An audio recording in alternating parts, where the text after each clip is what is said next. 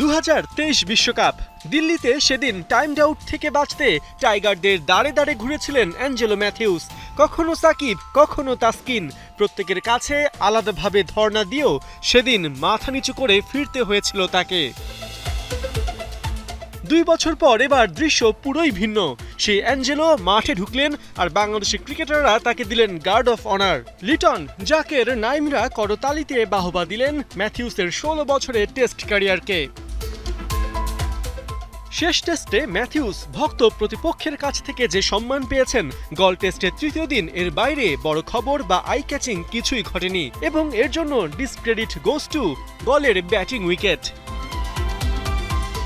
আগের দিনই 26 রানের ব্যবধানে যখন বাংলাদেশের 5 উইকেট পড়ে গিয়েছিল, তখনই সুযোগ ছিল লঙ্কানদের দিনের শেষ কয়েক ওভার খেলিয়ে কয়েকটা উইকেট তুলে নেবার। কিন্তু বাংলাদেশের ব্যাটিং খাইশ যে তখনও বাকি। তাই তো 9 উইকেটে 484 রান করা বাংলাদেশ ইনিংস ডিক্লেয়ার না করেই তৃতীয় দিন মাঠে নেমে পড়ে। কিন্তু 500 আর কিভাবে হবে? ক্রিজে যে নাহিদ রানা, যিনি 12 ইনিংসে 9 বারই 0 রানে মাঠ ছেড়েছেন। এবারও সেম কেস, আসিতা ফার্নান্দোর বলে বিনা রানে আউট হন নাহিদ।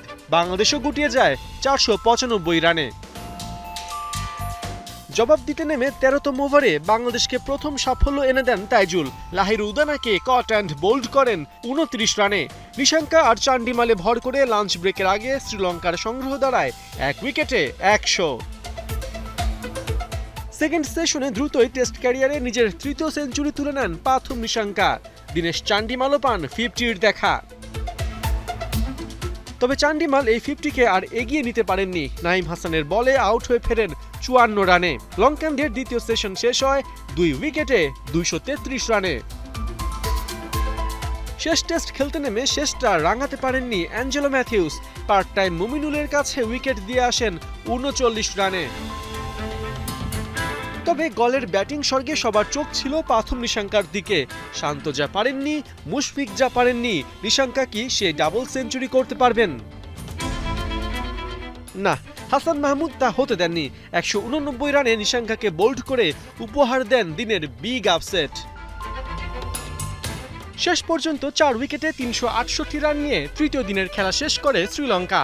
বাংলাদেশ মাঠ ছাড়ে 127 রানে এগিয়ে। পার্থ বণিক, 71।